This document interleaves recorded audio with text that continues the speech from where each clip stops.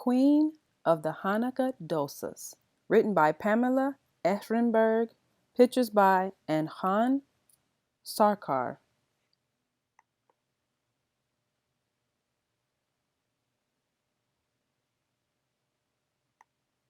It wasn't that I didn't want my little sister Sadie to help us make dosas for Hanukkah.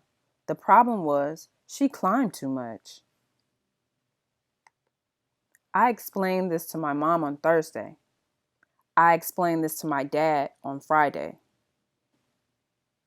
I explained this to my Emma on Saturday.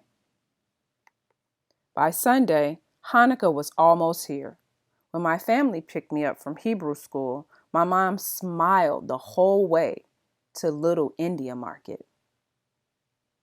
I'm pretty sure I've never seen anyone from Hebrew school at the Indian market. I'm almost positive I've never seen anyone from the market dropping kids off at Hebrew school. I'm absolutely 100% confident I've never seen anyone from either place climb as much as Sadie does. Couldn't she have stayed home? I asked, but nobody answered. We scooped up 3 kinds of dal from the bulk food bins. I had just placed a sack of rice in our cart when I heard Sadie yell, "Up, up!" I turned around in time to see her climb up a pyramid of coconut milk. Cans rolled everywhere. "Come down, Sadie," said Amma, but Sadie didn't move. The little kids at Hebrew school had been practicing the dreidel song, and I guess the tune was stuck in my head. Without thinking about it, I started to sing very softly. I had a little dosa. I made it out of dal. A big grin spread across Sadie's face, and amazingly, she climbed down. At home, the dal and the rice had to soak for a long time. Sadie insisted on wearing her dreidel costume while we wrapped Hanukkah gifts and strung paper dreidels in the windows. Making Indian food that my mom ate as a kid for a Jewish holiday that my dad grew up with, that was a lucky combination. But what felt even luckier was that the house was still standing after a whole afternoon with Sadie. When the rice and the dal were ready, we pulverized them in the grinder. "Up, up!" yelled Sadie, climbing onto the counter to push the button. "Come down, Sadie," said Mom, but Sadie stayed where she was. Was there a chance the song could work again? Just in case, I started to sing very softly. I had a little dosa. I made it out of dal. Sure enough, Sadie grinned and climbed down. Finally, I added just a little salt. "Up, up," yelled Sadie, climbing onto the bench and knocking the salt out of my hands. "Come down, Sadie," said Dad, but the smiling Sadie stayed put. Now I was an expert. I could handle this. One more time, I sang very softly. I had a little dosa. I made it out of dal. This time, Sadie giggled when she climbed down. Monday afternoon, we all rushed home from school and work. It was time to make dosas. Just like the Maccabees, my mom rubbed oil in a pan called twa, where we cooked dosas. When my mom lit the stove, the flame burned as brightly as I imagined the temple lights burning all those years ago. The dosas sizzled in the coconut oil, and our whole house smelled like Hanukkah. Amma turned off the stove, put the last batch of dosas in the still warm oven, and went upstairs for a nap.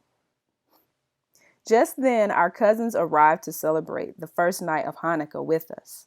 Mom and Dad and Sadie ran outside to say hello. I followed them outside and almost didn't notice when the door clicked shut behind me. Oh no! Mom jiggled the doorknob. Who's got the key? Called Dad. I pressed the doorbell over and over, even though we all knew it was broken. My cousins banged on the door, but Ama didn't hear us.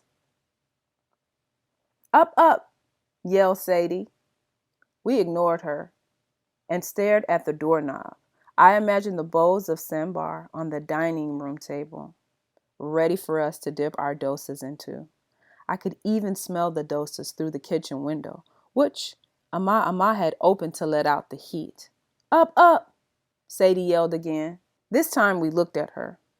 I was too big to fit through the window, but without her dreidel costume, Sadie had a chance. Quicker than rolling cans of coconut milk, I helped Sadie out of her costume. Speedier than soaring lentils, Dad boosted her up to the window, and faster than flying fenugreek, Sadie climbed inside with Mom holding her legs. She landed on the kitchen table and waved at us. Let us in, Sadie, said my cousins. Or at least, wake up your grandmother, said my aunt. But Sadie stayed where she was. Would my trick work with an audience this big? I was ready to try. I started the song. I had a little dosa. I made it out of doll. But this time, Sadie didn't climb down. Instead, she grinned and clapped her hands and kept looking at me, waiting for more. If only I had known what else to sing. But it was hard to think with the smell of dosas making me super hungry. I imagined gobbling up 100 dosas, then filling my plate with more. Suddenly, I knew how to end the song. I sang, it tasted very yummy. I had to eat it all. Sadie burst out laughing. Then she climbed down and opened the door for us. Everyone rushed inside.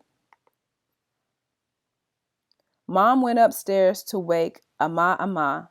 My aunt took the dosas out of the oven, while my cousins and I put candles in the Hanukkah menorah. Up, up, yelled Sadie.